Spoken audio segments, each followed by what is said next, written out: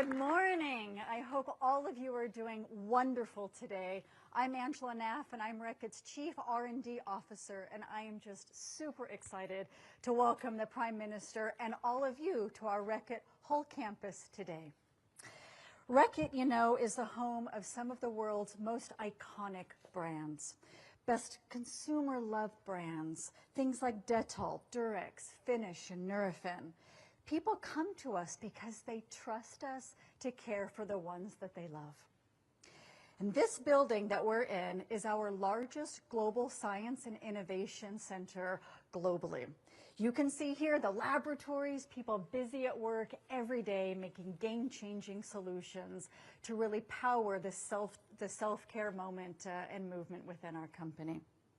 These products give consumers the power to support their own health, reducing the burden on healthcare systems around the world.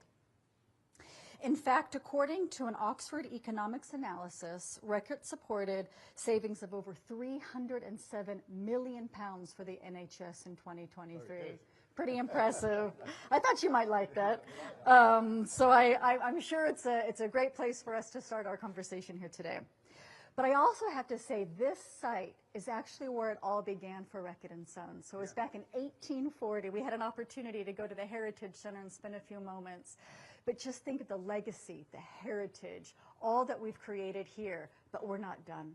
Of course, we look to our past in terms of the greatness and the things that we've been able to accomplish, but it's all about also moving into the future. So very excited to have you be part of that today. So as well as being a major R&D center for Reckitt, we also are a manufacturing facility here located in Hull.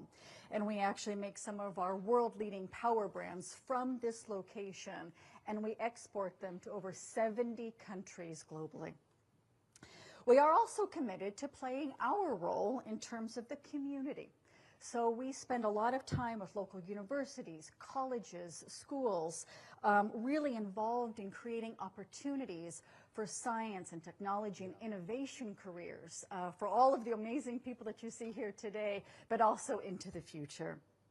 And as a leading British business, we support the government's #1 mission, which is about driving growth.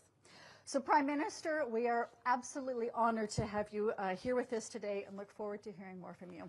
Please, everybody, welcome the Prime Minister, Keir Starmer. Well, thank you, Angela, and thanks to all of you for being here this morning. It's really fantastic to see here, to be able to be here, to see you, and to celebrate what you're doing. This must be an incredibly exciting place to work, because, as Angela said, I went and saw the first bottle of Dettol that you have just in the room around the corner. I think it's 1833 that bottle was made. And for sepsis, what a breakthrough that was. And then so much that's happened in the intervening years. And as we are here, we've got scientists in the labs working on probably the next breakthrough that you will be involved in. So it's really fantastic to come here to talk to you. I've just got a few words to say about the way I see the government playing its part in taking our country forward. Then I've got some questions from you. But let me start with the pledge that we put before you and everybody in the country at the election, because it was a really simple pledge, a really simple pledge. It was on every leaflet, on every advert, on every speech that we all gave. And that word, that pledge, was change. Change. And that wasn't just about an offer to the British people. It was actually a statement about the world that we now live in. Change, because we're in a changing world, and I think you can feel it every day. Great forces buffeting and impacting on the lives of working people.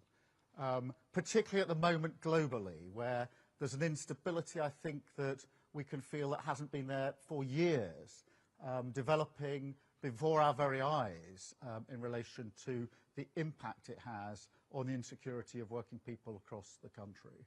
And that's why everything that we're doing in relation to Ukraine is so important. And you've seen the developments in the recent weeks, developments this week, going on even today, because I profoundly believe that if we don't secure a just, peace and a lasting peace, then that insecurity, which we've already felt, will continue. And that means here higher prices, higher bills, the cost of living crisis going on for even longer.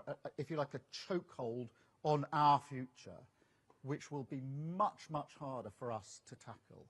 And look, we know some basics. Putin's appetite for conflict and for chaos is already there, and it will only grow. And Russia is already menacing our skies, our waters, our streets, and our national security.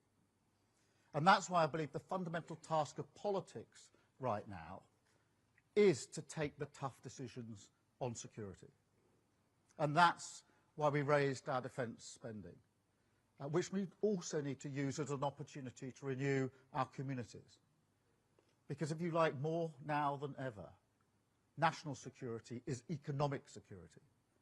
And strength abroad, and we definitely need that more than ever at the moment, but that demands security back at home. Because, look, you're not strong if your energy security is exploited by Putin. You're not strong if 1 in 8 young people are not in education or work. And you're not strong if you lose control of your public finances and you can't build your industries. So that is the test of our times, the goal of my plan for change, national security for national renewal. Now look, we are making a start. We're already delivering on this, securing the future through our plan for change, on the priorities that matter to you and to working people across the country. So wages are now going up faster than prices. That's hugely important. We're clearing the asylum backlog at a record rate. And NHS waiting lists are coming down. Now, when we started preparing for today, I was going to say waiting lists have been coming down for 4 months. I can tell you today, the stats have just come out, they've been coming down now for 5 months in a row. And that's in winter. It's really hard to get waiting lists down in winter because, as you know, the pressure on the NHS is much greater in the winter. So that's 5 months of waiting lists coming down. So that's the beginning of the delivery that we need. But given what's happening globally, given the insecurity in our country, now is the time, in my belief, for greater urgency and to go further and faster on what we need to do on security and renewal. So every pound that we spend, every regulation, every decision must deliver for working people. And I don't just mean efficiency, although doing what you're doing, you'll know how important efficiency is. I mean something else, which is allowing the state, the government, to operate at what I call maximum power. So reforming it so it's closer to its communities, tearing down the walls of Westminster, inviting the British people in as partners in the business of change. To some extent, you're already doing that in the work you're doing with the NHS, as partners of the change that we need to do. Having national missions that galvanise the entire country behind them. Businesses, unions, charities, pulling together. The pride that we all have in our country, harnessed to rebuild Britain. Now, I believe in the power of government. I've always believed in the power of government. And I've seen it at its best. And I'll give you one example from last year in the summer, when we had those terrible riots. Because what we saw then in response was dynamic, it was strong, it was urgent. It was what I call active government, on the pitch, doing what was needed, acting. But for many of us, I think, the feeling is we don't really have that everywhere all of the time at the moment. At the moment, the state employs more people than we've employed for decades. And yet look around the country. Do you see good value everywhere? Because I don't. I actually think it's weaker than it's ever been. Overstretched, unfocused, trying to do too much, doing it badly, unable to deliver the security that people need. Now, I believe that working people want an active government. They don't want a weak state. They want it to secure our future. If you like, to take the big decisions so they can get on with their lives. So we don't want a bigger state, a more intrusive state, an over-expanding state, a state that demands more and more of people as it itself fails to deliver on core purposes. So we've got to change things. Now, the good news is technology can massively help. If we push forward with digital reform of government, and we are going to do that, we can make massive savings, £45 billion of savings in efficiencies. And AI is a golden opportunity. You will already be thinking about how you use it in your work. And that's an opportunity we're determined to seize. So we're going to get the best of the best on AI working across government. I'm going to send teams into every government department with a clear mission from me to make the state more innovative and more efficient. But we also need to go further and faster on regulation. I want to be really clear about this. This is not about questioning the dedication or the effort of civil servants. It's about the system that we've got in place. And that system, in the end, was created by politicians. The buck stops with us. But that's just it, because over a number of years, politicians have chosen to hide behind vast arrays of quangos, arm's-length bodies, regulators, reviews, you name it, a sort of cottage industry of checkers and blockers, using taxpayer money to stop the government delivering on taxpayer priorities. Now, take our plan to build 1.5 million homes. Now, that is to restore the dream of home ownership, the opportunity and aspiration that home ownership gives people. I've always described it as a sort of base camp for life, the security of your own roof over your head. So 1.5 million homes is what we say we'll build. Now, look, that is controversial. There are people across the country who don't think we should do that. And we always knew it was going to be contentious. We knew that before the election. And that's why we put it front and centre in our manifesto. Because we knew we needed a clear democratic mandate to do what we wanted to do, what we need to do. And we got that at the election. And now we've put it in our plan for change. Yet some parts of the state haven't got the memo. I'll give you an example. There's an office conversion in Bingley, which, as you know, is in Yorkshire. That is an office conversion that will create 139 homes. But now the future of that is uncertain because the regulator was not properly consulted on the power of cricket balls.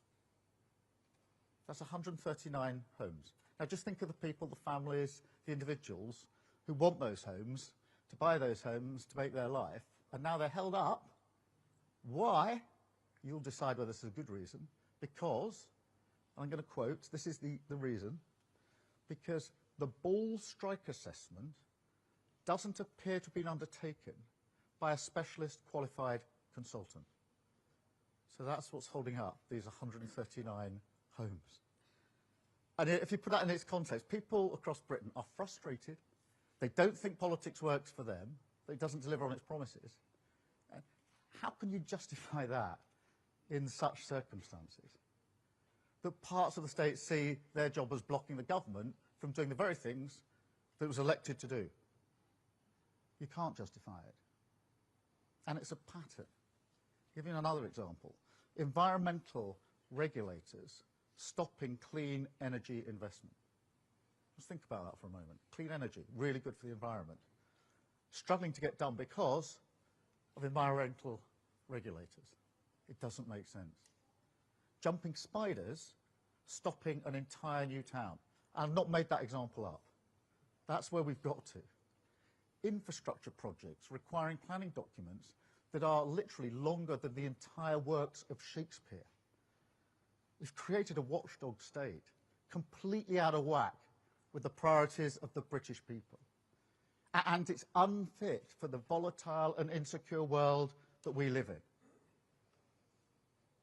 Now, I don't think for 1 second that's what public servants want to do. You walk around Whitehall, I know we're recruiting some of the best talent in the country. People who join the civil service because they want to serve their country by delivering change. Yet somehow we take that energy, that pride, that patriotism, and we misdirect it into blocking. Well, that's got to end. No more. We were elected to take on the blockers and to deliver change, and that is what we'll do. So we're going to stop the cynical legal challenges that stop building, cut statutory consultees who can veto government activity, hack back the thicket of red tape that stops us getting things done. And look, there's no need to compromise on important things like building standards. And there's no good reason that building and nature have to be pitted against each other on every single site. We can have the best of both.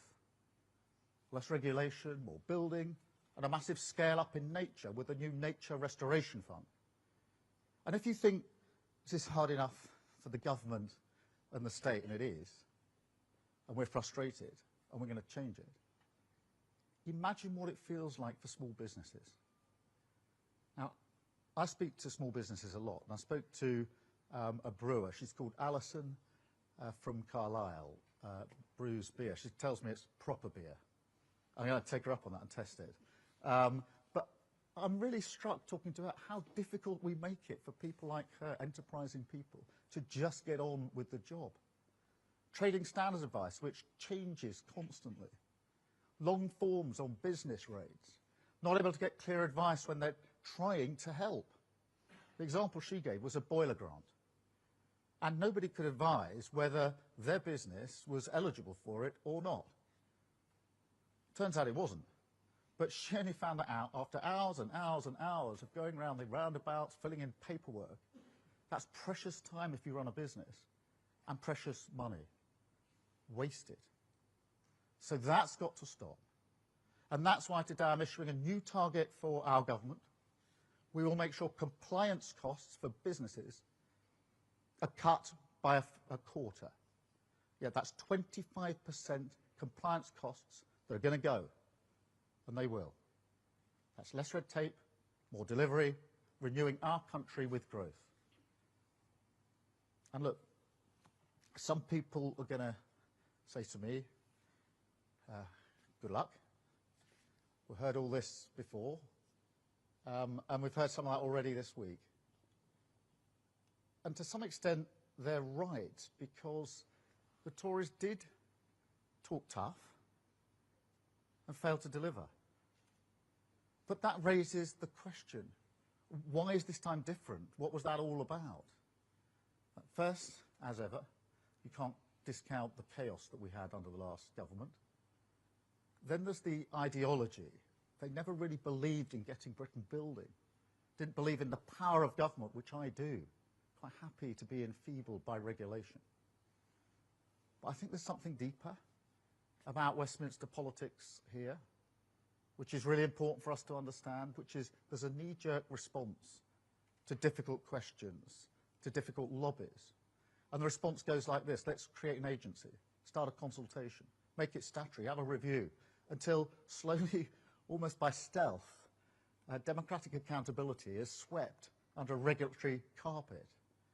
Politicians almost not trusting themselves, outsourcing everything to different bodies because things have happened along the way, to a point where you can't get things done. And I accept that all parties have done a bit of this, including the Labour Party. And therefore today's got to be a line in the sand for all of us. But I also think that in government there was a clear moment when the Tories crossed the Rubicon. It was early and it was decisive. And it sent a signal across Whitehall that was never undone. So today I'm going to reverse it, because I don't see why decisions about £200 billion of taxpayer money on something as fundamental to our security as the NHS should be taken by an arm's length body NHS England. And I can't, in all honesty, explain to the British people why they should spend their money on 2 layers of bureaucracy. That money could and should be spent on nurses, doctors, operation, GP appointments. So today I can announce we're going to cut bureaucracy across the state, focus government on the priorities of working people, shift money to the front line. So I'm bringing management of the NHS back into democratic control by abolishing the arm's-length body NHS England. That will put the NHS back at the heart of government where it belongs, freeing it to focus on patients, less bureaucracy, with more money for nurses, an NHS refocused on cutting waiting times at your hospital. Now, tough choices won't just stop there. In this era, they will keep on coming. Our task is clear: national security, national renewal, driving change forward with a plan for change, focused on the interests of working people, securing our future.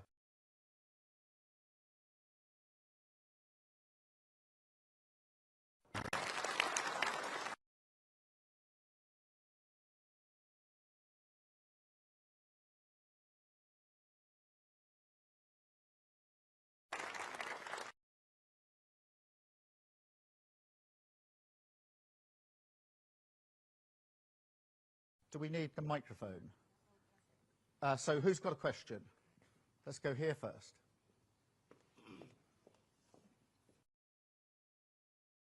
Minister, Morning. I currently suffer for looked at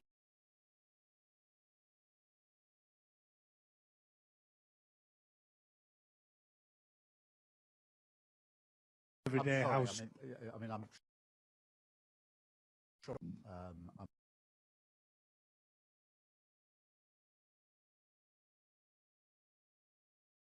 Are in a hospital environment, and I also see a lot of patients that were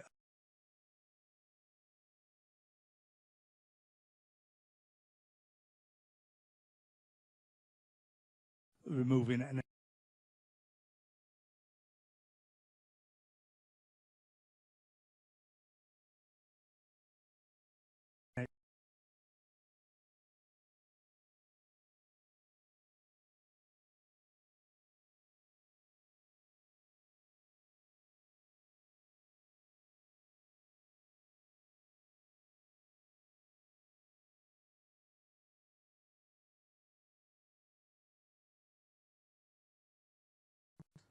got a communications team in the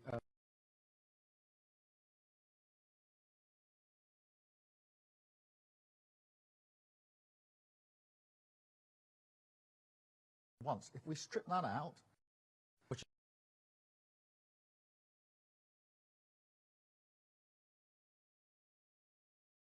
front line to a problem, we should.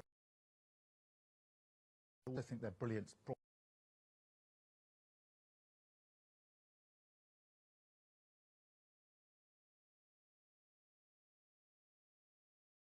every day. So we want to make sure that power is pushed to them and away from the bureaucracy, which often holds them up. There are many other decisions that need to be taken.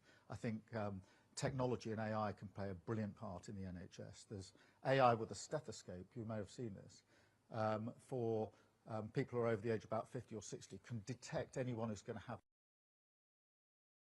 before they have that problem with their heart, which is obviously much better for them and much better for the health service as well. So there are things that we can do, but we've got to be active and get on with it. There's almost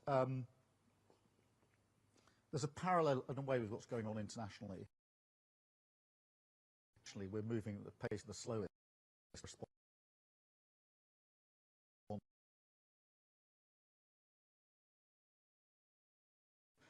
Thank you for being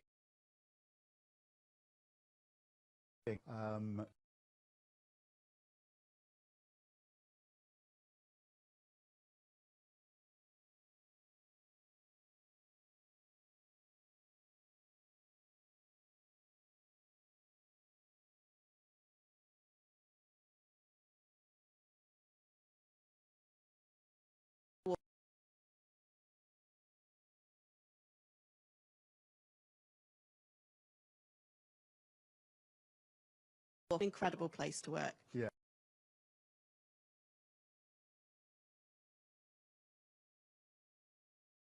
A re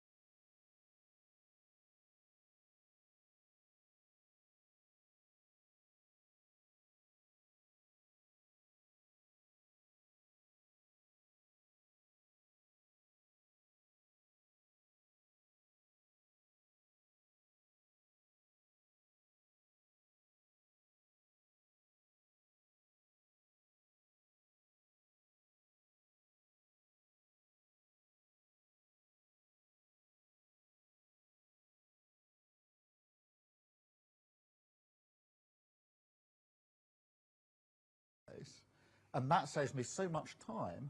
I can use my human professional time on the judgment call that I need to make the maximum benefit out of this. So good luck with your apprenticeship, and we're going to need you. Yes.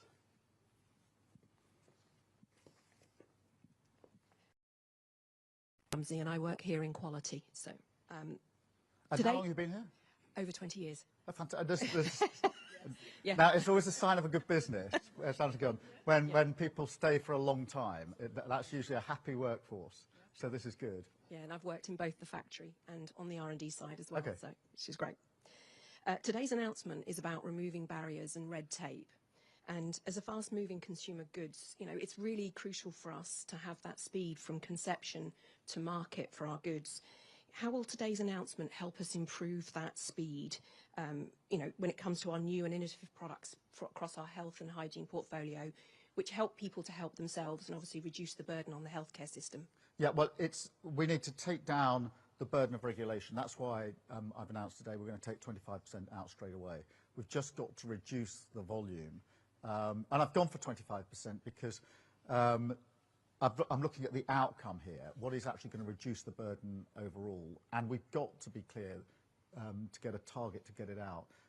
There are, I don't know how many regulators across government. We've had each department going through, identifying every single regulator, putting it all on the table. There's just too much there.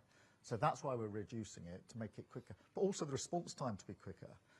And to be clear, if we strip that regulation away, we can put some of the money into the areas where we need it. Not your field, but one of the problems we've got with house building is we haven't got enough planning officers. So we've got lots of people who are busily dealing with consultations that I think we could shorten or get rid of altogether. And we haven't got enough people doing the planning decisions. So people are just held in a queue. And it will be the same in other sectors where you're just wanting an answer from the regulator, but it's coming far too slowly to get on with the job. So we've got to get this sense of urgency in there. So thank you for that question. I'll come here for the...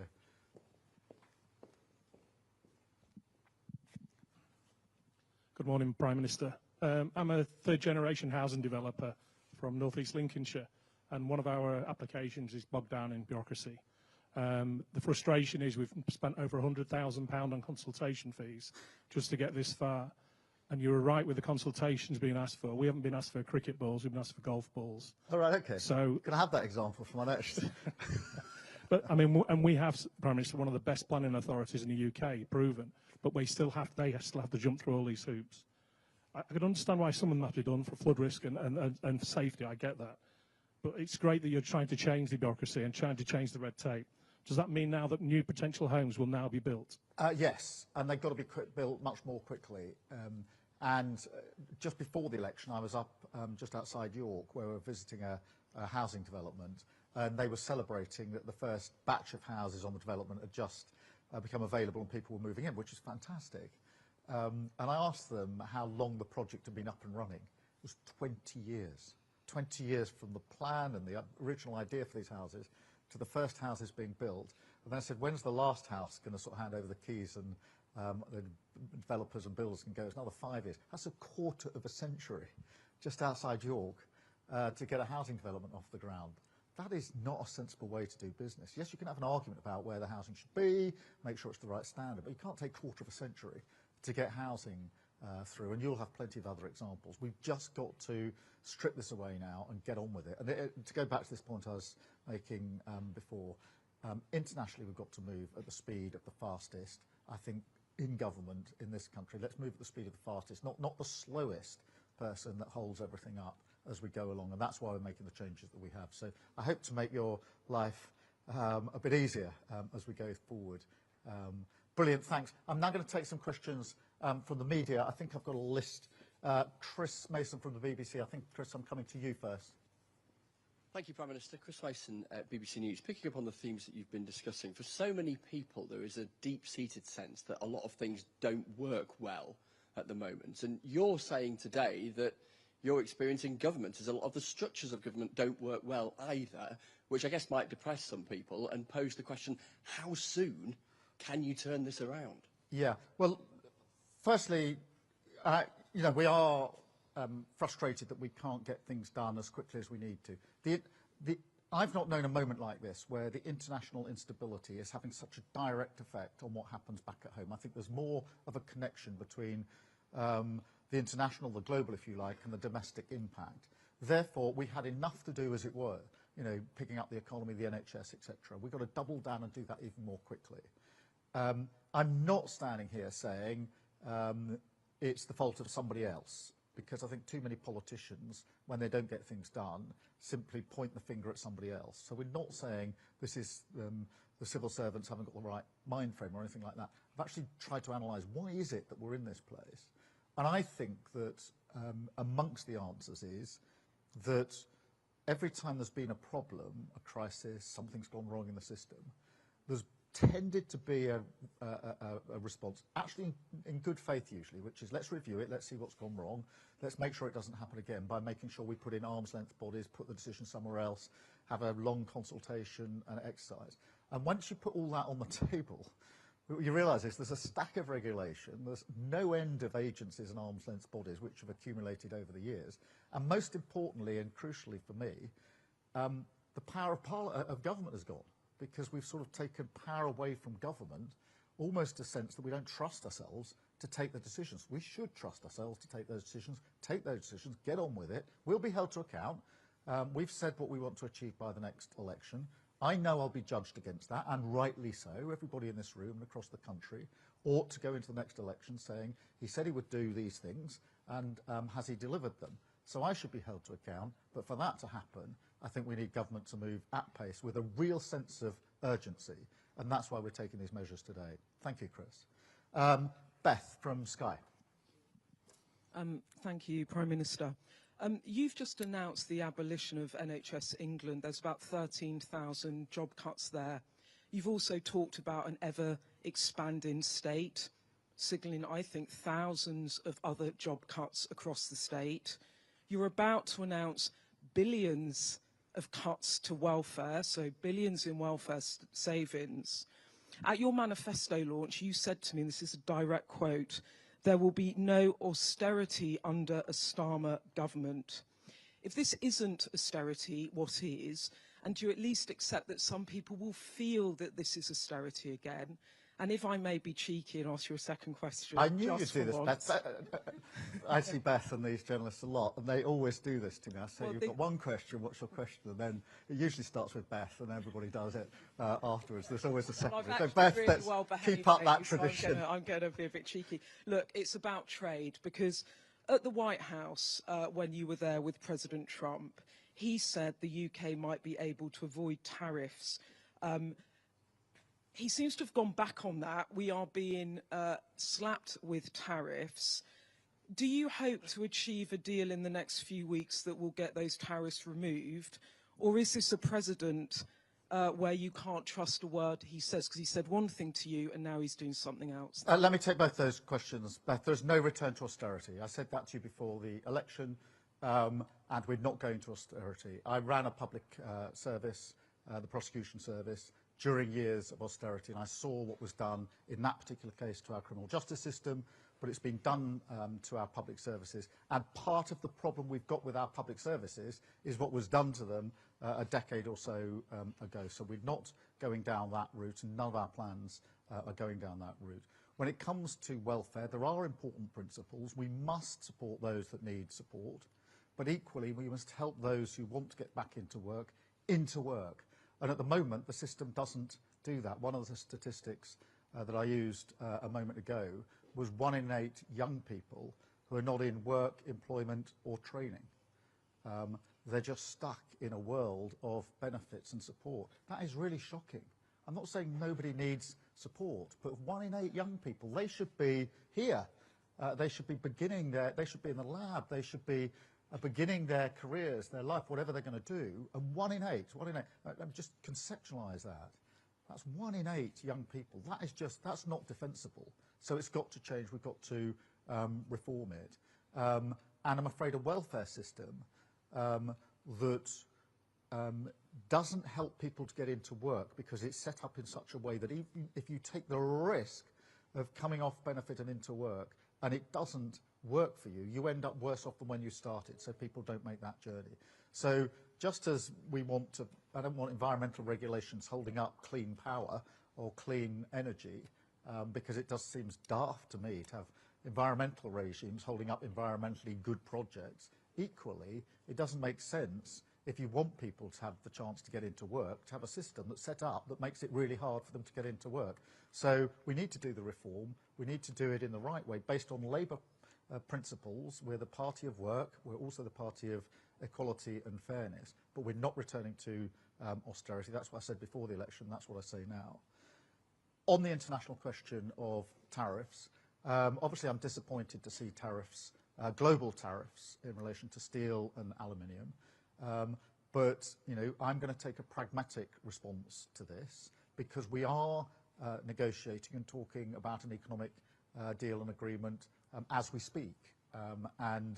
My strong view is that that is the better way to deal with the trade that we want between our country and the United States. It's massive already, could be even bigger and even better, that is the pragmatic way to respond. Of course, in the end, all options are on the table, but my response is to keep my feet on the ground, to be pragmatic, to keep ensuring that we keep our eyes on the prize. The prize is not a tariff war, which I don't think is going to be in our interests.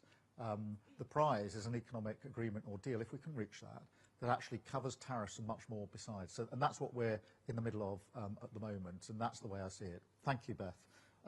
Harry from ITV. Thank you very much. Harry Hilton from ITV News. You've talked about endless reviews and consultations, not trusting your own instincts. Some people might hear that and think it sounds a little bit like your own first 7 months in government. We didn't hear anything about abolishing NHS England in your manifesto. Do you accept that you weren't prepared for the realities of government and the way it works? And if I may, a second question following Beth. Told you. ITV News revealed last week your government's plans to slash billions from the welfare bill. Is cutting benefits a price worth paying if it means getting some people back to work? Well, look, Harry, let me take it again in stages. Firstly, we knew before we came into government that things would be bad, because that was obvious, I think, across the country, that our economy was damaged, that our public services weren't working very well. The NHS was completely on its knees. I think this breaks the heart of many people, by the way, because my wife works in the NHS, my mum worked in the NHS, my sister worked in the NHS, many of you will have relatives. The idea of the NHS on its knees was not just a political issue in the election, it was heartbreaking that it was in that place. What we discovered when we came into government was that things were far worse. So the hole in our economy was even bigger than we thought, £22 billion. People say to me, you're just making a political point. I wish, because we've had to make that money up in our first budget. I didn't want to have to do that. Our prisons were full to overcrowding. I talked about the riots just a moment ago when I had my opening words. During the riots, we had an underground room at Downing Street. It's called the Cobra Room, where we were directing our response. I had to have the number of prison places in every prison up on the data set because we were so close to the numbers, because the prisons were overcrowded. No Prime Minister should ever be put in that position. And so everywhere we look, things were worse. So we've got to react to that. And yes, I suppose, if I'm a bit reflective, and I've asked for all the regulatory bodies to be put on the table, said to each member of the Cabinet, I want every single regulatory body that comes within your remit to be identified. I want you to look at them all. I want to put them all on the table and have a look at them. And there's too many. And we've got too many arm's length bodies and agencies. And yes, my reflection is we've got to cut through that. And that's why we're taking the measures that we've taken today. But just as it were to push back on your challenge, I would also point out that we've had 3 interest rate cuts since we've been in government. That means everybody's mortgage is going down. We've got wages going up higher than prices, which is crucially important for families across the country. And we promised at the election we'd have 2 million extra NHS appointments in the first year of a Labour government. And we've already done it within the first 7 months. And that lowering waiting list 5 months in a row, in a sense, it's what you should expect, it's what you deserve, but it hasn't been done like this, consistently getting those waiting lists down. That is us delivering in government, and so much else on top of that. But am I reflecting on 6, 7, 8 months in government and recognising the problems are greater than we thought because of the inheritance we got, and that there's too much stodge and regulation that gets in the way of us getting on with the job? Yes. And therefore, my reaction, as it is to all things, is to just get on and change it. And, you know, it's just my approach to politics. Lots of people walk around a problem many, many times and do massively brilliant rhetorical speeches about them and change nothing. I tend to look at the problem, poke it, prod it, and then just change it. And that's what we're doing today. On your second point about welfare, I mean, you heard what I said earlier. The welfare system, as it's set up, it can't be defended on economic terms or moral terms. Economically, the cost is going through the roof. So if we don't do anything, the cost of welfare is going to go to £70 billion a year. That's a third of the cost of the NHS. That's more than the Home Office and our prisons combined. So we're making choices here. What we do about, most people say to me, look, I need more police officers on the beat. I want to see the criminal justice system working. I want to know I can walk down my high street safely. But we're going to end up, if we don't do anything, with a bill that's higher than paying for the Home Office and prisons combined. But at the same time, you can't even defend the system. Say, look, it's working really well. Anybody who needs help to get to work is getting that help. And more people are now in work than before. We're adapting work so that those who've got disabilities can be at work, which is what we should be doing. No, we set up a system that basically says, if you try the journey from where you are into work and anything goes wrong, you'll probably end up in a worse position than when you started. And so, understandably, many people say, well, I'm a bit scared about making that journey. Therefore, we're baking in too many people not being able to get into work. And that's across the board. I use the example of young people because I just think it's so tragic that people who are just starting their journey in life are already stuck in a system that won't let them get to where they need to be, in my view. And that is not a good thing, I don't think, for them or for the country. Thank you very much, Harry. Chris, GB News. Prime Minister, Christopher Hope from GB News. You said there that every pound must deliver for working people. So here's a challenge from GB News. Is today the day, March the 13th, you call time on woke diversity, inclusion and equity policies and tell civil servants to put the needs of taxpayers, not themselves, first? And to use to take example from Beth Rigby from Sky News, you said there that Russia is menacing our skies, our waters, our streets. Trump yesterday raised the spectre again of World War III. He said the same thing to you when you were in the Oval Office. Are you going to send British children to war, and how are you thinking about that right now? Well, Chris, every pound has to be spent rightly. Every pound we have at our disposal as a government is not our money, it's taxpayer money, it's your money. It's money that people have put in expecting the government to use it properly and wisely. And we must keep that in mind with every decision that we make. And that's why we're making the announcements that we make today. We're not slashing our commitment to equality and important issues like that. Nobody would expect that. But we are making sure we're stripping away what is unnecessary. And there are examples are coming forward even today. On the bigger question, if you like, of the global stability, we are in a more volatile period now than I think most of us can remember. I certainly feel that, and most people I talk to certainly feel that. And therefore, what we've got to do is keep our eye on the prize, or what we need to do, which is a lasting peace in Ukraine and a secure peace in Ukraine. And that is why we're doing everything we can to ensure that there are negotiations, that those negotiations do lead to peace. It's got to be peace that allows Ukraine to be sovereign and secure. And it's got to be peace that lasts, because there have been settlements in Ukraine before, as you know, which have not been backed up. Nobody's defended the deal, and Putin's just crossed the line again when he wants to.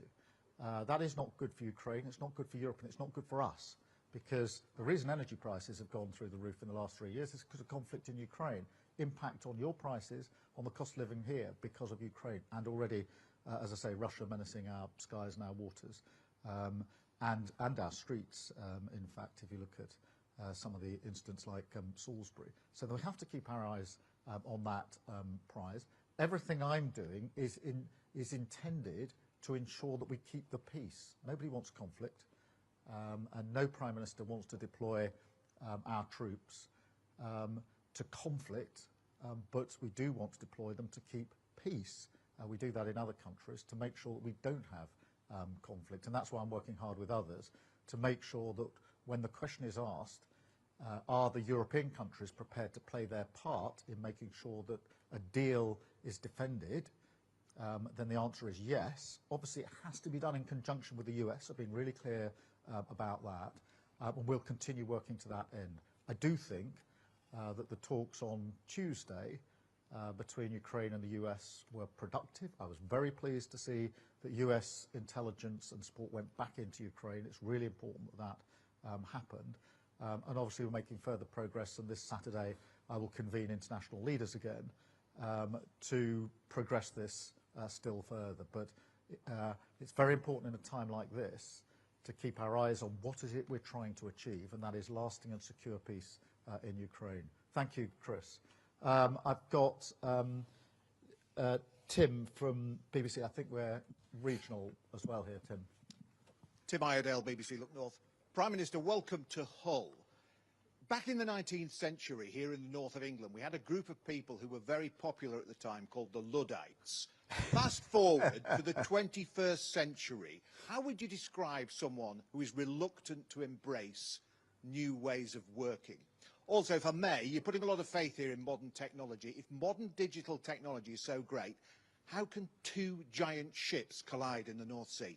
Well, firstly, let's celebrate being here in Hull. We were here just a few weeks ago for John Prescott's funeral, a great man of the area.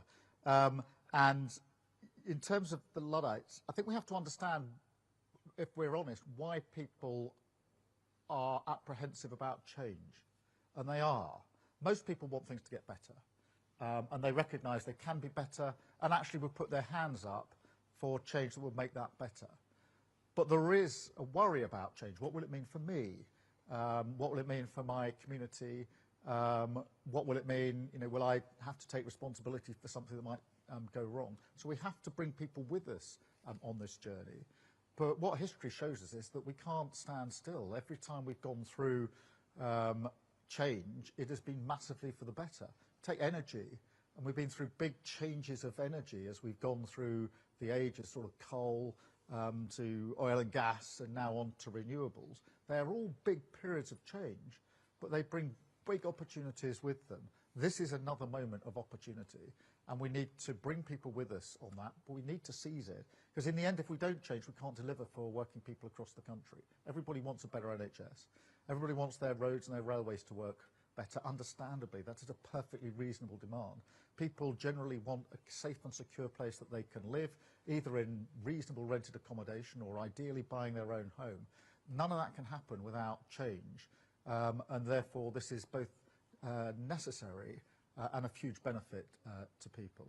In relation to the collision, firstly I do want to acknowledge those that are responding to it and have responded for the last couple of days, going out and dealing with a very difficult situation just off the coast here.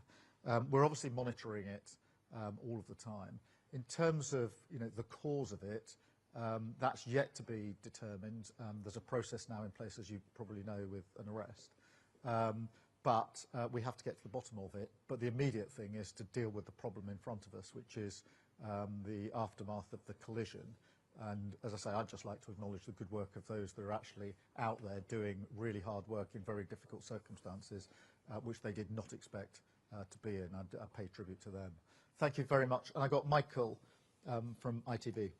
Morning, Prime Minister. Michael Billington, ITV Calendar. Following the crash between the Salon and the Stena Immaculate off the East Yorkshire coast on Monday, the leader of Hull City Council has been calling for a COBRA meeting. Today, Sir Ed Davey is saying there should be some sort of summit involving the government here in Yorkshire. Why have those things not happened, and what is the government doing to respond to any potential environmental disaster? And following the theme from my colleagues, NHS England has a large presence here in Yorkshire, in Leeds. What would you say to those people who are now worried they might end up on the scrap heap? And how do you achieve any of this without putting pressure on the welfare bill, which you've already described as indefensible? Yeah, firstly, in relation to response to the collision, we are absolutely monitoring this 24/7, and I've got teams doing that and assuring me of what's going on. At the moment, the situation is reasonably contained, and obviously we will do whatever is necessary, but rest assured this is being dealt with 24/7 by government departments, and I am getting answers through to me because I need to be assured that that is happening, and therefore I myself am plugged in and making sure that we've got what we need. And I'm not closed-minded to whether we need to do something else. But at the moment, the most important thing is to ensure that the action that's needed to retrieve and recover the situation is uppermost. I just want that to happen as quickly and as safely as possible. So that's what's uppermost in my mind. Look, in relation to the NHS, we can't, you put to me all of the reasons why nobody ever does anything, because there's always a consequence of a decision. And if the answer to every decision is I'm not going to do it because there can be consequences, you never make any decisions. And then you end in this sort of defensive crouch where nothing gets done. Is it a good idea for the front line of the NHS to get rid of 2 sets of comms teams, 2 sets of strategy teams, 2 sets of policy teams where people are basically doing the same thing? Yes, it is. And it's very difficult for me to look at people who desperately need the NHS, haven't got the treatment that they want at the speed they want through no fault of the front line, say I could do something about it, and I don't think this duplication is very sensible, but I'm not going to do it. That is what's gone wrong in politics, which is an unwillingness to take difficult decisions, and that's why we end up where we are. So we have to take difficult decisions.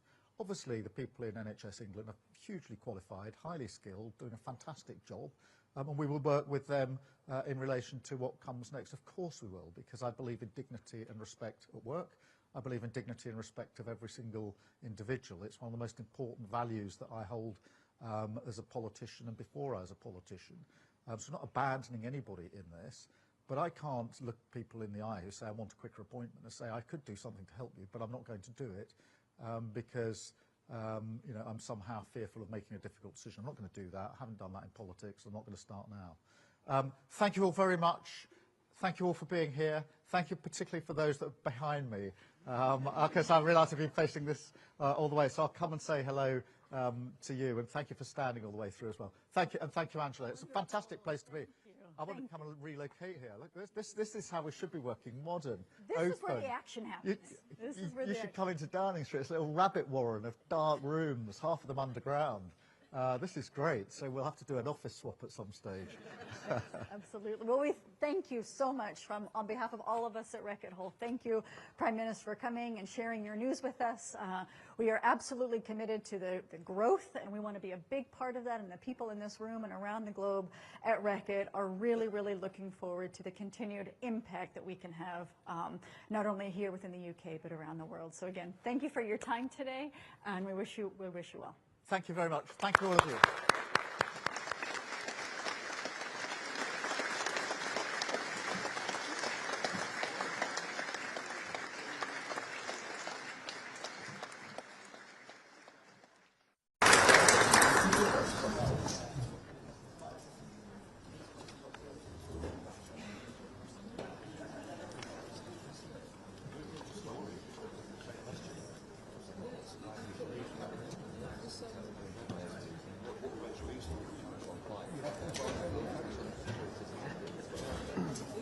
It's good that